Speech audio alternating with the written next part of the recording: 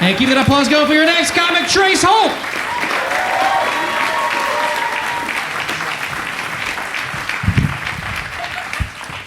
What's up, nerds? You guys forgive me if I'm a little shaky. I just quit drinking. That's the appropriate response. Not drinking is boring. It's hard for me, though. It's a cultural thing. It's like a big part of my people's history and our lives. I don't know if you guys have met a lot of white trash.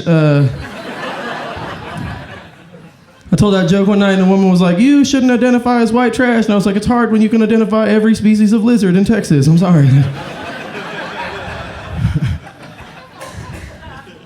I had to quit drinking, though, because I was just doing dumb stuff. Like, I don't know if you guys have ever just gotten super hammered drunk and just dove full force into the bottom of a shallow pool. You guys ever hit yourselves so hard you knock the dumb out? Like, I'm not deluding myself. I'm not saying stupid can't grow back, but I shook like a good amount of the dumb out, you know? Like, I think that I was probably doing an all right thing for myself by drinking and wanting to better myself, though, towards the end there. Because I started doing better things when I was getting blackout drunk. Like, you know, the hitting your head in the pool thing, that's pretty dangerous. But I don't know if you guys have ever done this thing where you get drunk, you get blackout drunk, and you register and pay for classes.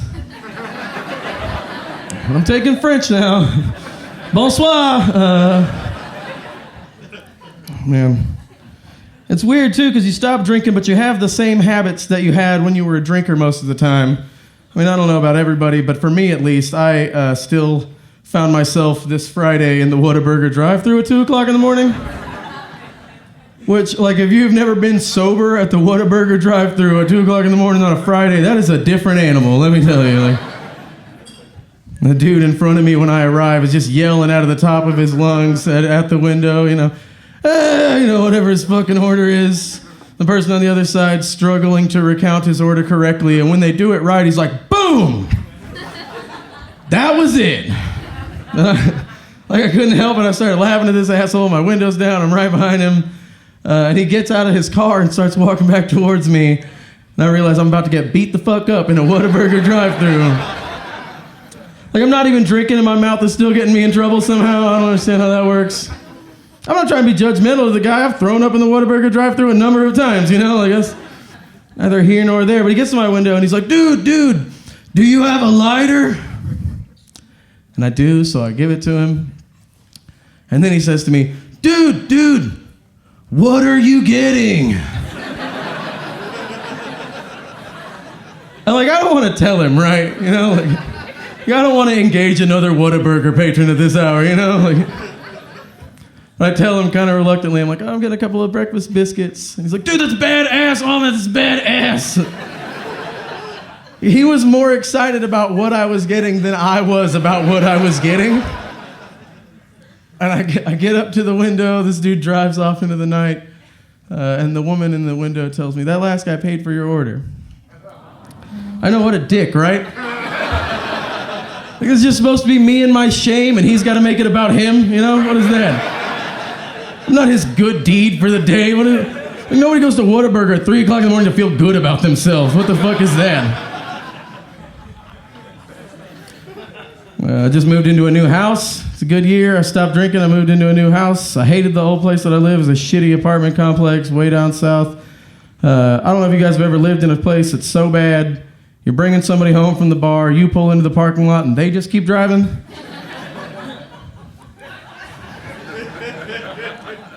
That happened more than once, you know? Like, I can't, like, there were paper-thin walls. It wasn't a great living space. I have this thing going where I just smoke weed every day, all day long. And so it was an inconvenience for my neighbors. And one day I found out the hard way that was the case. A woman comes downstairs and she knocks on my door really abruptly. Kind of jarring. And I get up and I answer the door and she asks me in none too polite a tone, "The smell has got to stop." Like, which is fair, you know, like, I get that. But at what point do I get to tell her, you've got to stop audibly beating your kids, you know? Like, I don't know what the exchange rate is on that, but, like, can I get a couple of blunts for every time you pop one of those little bastards in a day? I'll try and keep the smell down, you try and keep the child abuse to a minimum.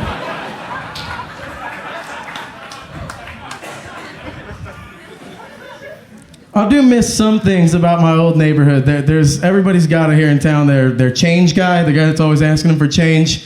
You've all got him. We all ignore him. I get it. But mine was particularly charismatic, and he always told me where the change was going, and I loved that about the guy. The first time I ever met him, he's on the street corner. He yells to me, "Hey, you got $1.79 for a junior chicken cheeseburger?" Yeah, dude, all right. I got that, you know? Like, fuck yeah. The next time I saw this dude, I saw him in a Central Market, and he was like, "Hey, man, you got $2.79 on some skim milk?" Yeah, man, I got you on that, you know? Like, fuck it. And I even told him that time, too. I was like, I like that you tell me where my money is going, you know? I think that's cool. I like that about you. I feel good knowing where it's going when I give it to you. I should not have told this guy that, though, because we ran into each other one night. I was walking home from work through the park at night, and I see this guy, and he yells to me, "Hey, man, you got $13 for some crack?" I don't, no, like, I have $8 for some crack. I don't know, like, I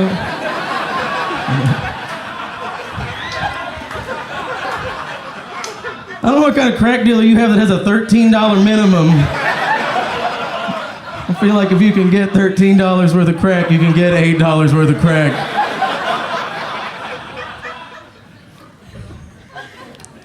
Very specific amount of crack money. You guys, thank you very much. Y'all have been great. I'm Trace Holt. Let me get out of here.